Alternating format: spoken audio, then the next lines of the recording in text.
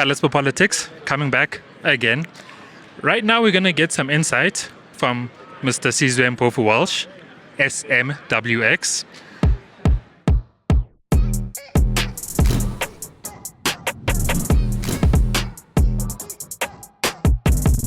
These elections, 30 years, it's significant. Can you tell us what has happened and what it means? I think we've witnessed a seismic shift in South Africa's political landscape. I think we have witnessed, maybe I'm going too far, but the second birth of South Africa's politics. We've had one generation of ANC dominance, and now we go into a completely new, uncertain era. But one thing's for sure, it's not going to be anything like the past era where the ANC was essentially able to dictate South African politics. So it's a moment of great uncertainty, but I think it's also a moment of great hope. So far we have had, I'm saying, one party, one ideology, and democracy is good coalition, but there's a concern that we'll be split in terms of moving in different directions.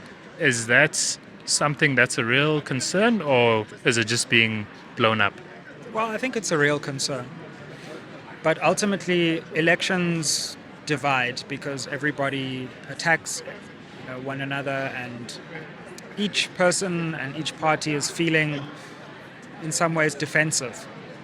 But the job of a new government is to reunite after the division of an election. And I think one of the key first orders of business of that new government is going to be to reassure the nation, to restore a certain amount of certainty and hope, and to move forward. And that's what governments are supposed to do. That's what leadership means. Now, all these parties have come before us and said they have what it takes to lead. Well, now they need to demonstrate that, not just in an election, but real life politics. And so whoever the president is and whoever that government is, their first task is to make sure that this nation reunites, refocuses, and moves forward. From your analysis, and you've covered a lot of Zuma, what impact and why did he have such a impact, especially because of the perception which has been held that there was so much corruption, nothing was done, but now? Well, it's an important question. The impact is massive. There's no other way to put it. I mean, for a party to be the biggest party in a province like KZN 6 months into its life is unprecedented, unheard of, and I don't know if it'll ever happen again. Nationally, to be at 13-14%, third biggest party, is just, quite frankly, mind-boggling. So we can't deny the impact. Now, why has this happened is, I think, a question that will occupy scholars for a long time. Because explaining this is not as easy as I think many people have, made it out to be.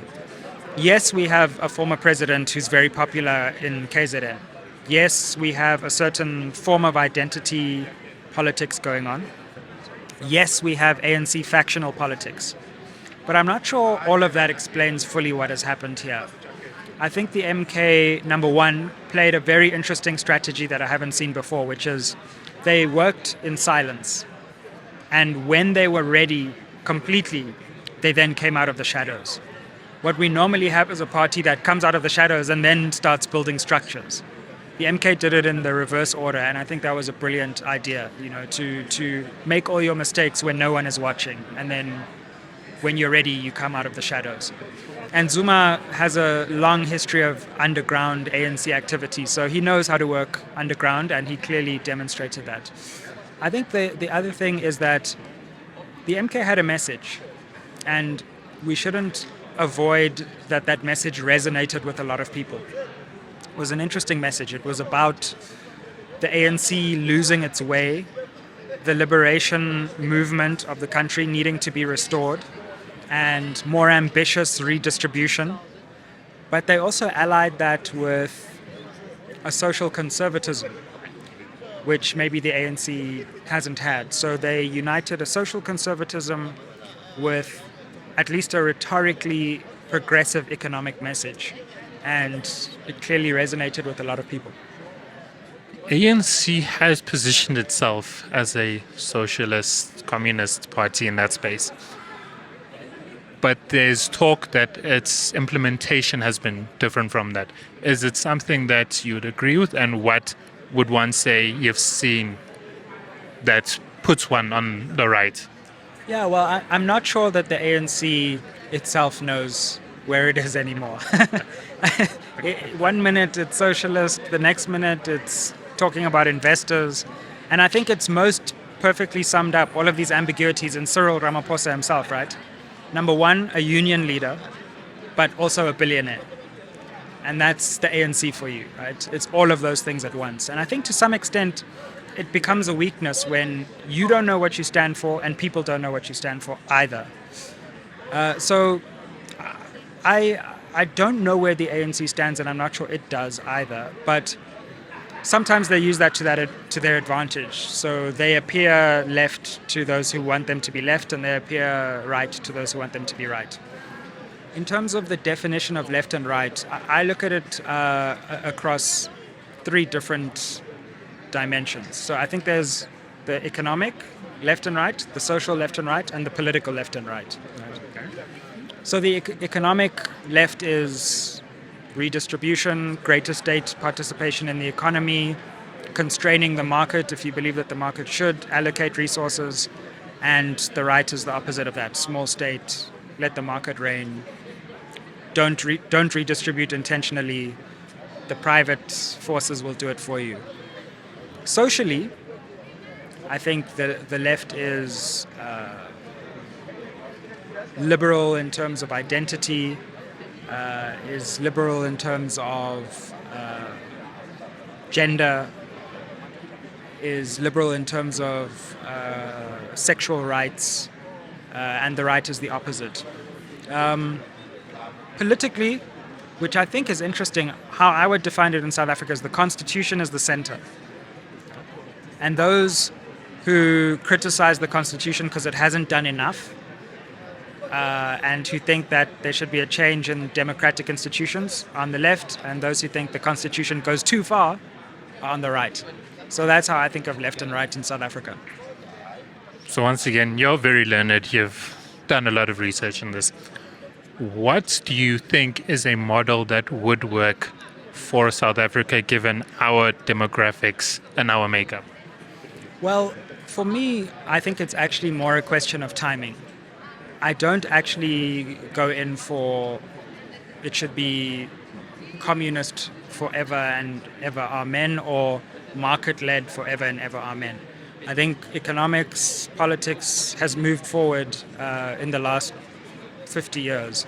And the states and the countries that have done best have combined different aspects of social leaning policy at certain times and market leaning policy at other times. So I think South Africa really faces a different question, which is what combination is right and what timing is right. So for me, I mean, it would take long to elaborate it, but there are certain places where I think we should be intervening with the state, where we're not. There are other places where I think the state is intervening where it shouldn't be intervening. So I'm interested in the combination and the timing. Right now, I still think because of our unequal history, the state has to play a role in creating economic justice. I don't think the market's just going to magically do that on its own. But I also don't think that the state should try to do everything because we know that that leads to various kinds of unintended consequences. Given the results here, it's not clear that Ramaphosa will be the president of the 7th administration. But if not Ramaphosa, then who? Well, I have no idea either, but I suppose there are a few options that we need to consider. The first and most obvious one is Paul Mashatile, because he's Ramaphosa's deputy. And presumably they put him there because they thought that if Ramaphosa went, he could deputize for him. But Mashatile faces his own problems in the media, his own opponents in the ANC. So I don't know exactly how popular he is within the ANC, which would mean that another scenario is that there's someone else from within the ANC who can find a majority in the party. Could that be Gwede Mantashe, for example? We know that Mantashe has survived the Zuma era and the Ramaphosa era, He knows how to work ANC politics. Apparently, he was the one who told Ramaphosa to stay on when he wanted to resign over Palapala. So that's an option. And then you've got much less likely scenarios, but maybe an opposition leader becomes president. It's possible. It's possible. Thank you. Thank you for making time for us. We'll reach out to you also to come to our podcast so we can have a full discussion. But thank you for making time. Sounds good. It's always good to be with another digital creator. So all the best with your channel and your podcast for the future. Thank you. Thank you. TJ Maslela, Palatable Politics. Please don't forget to like, subscribe, share, and also comment as to what you'd like to hear from who, and we'll do our best to get that to you. Thanks. Like, share, subscribe. Give the podcast a rating, people. Come on.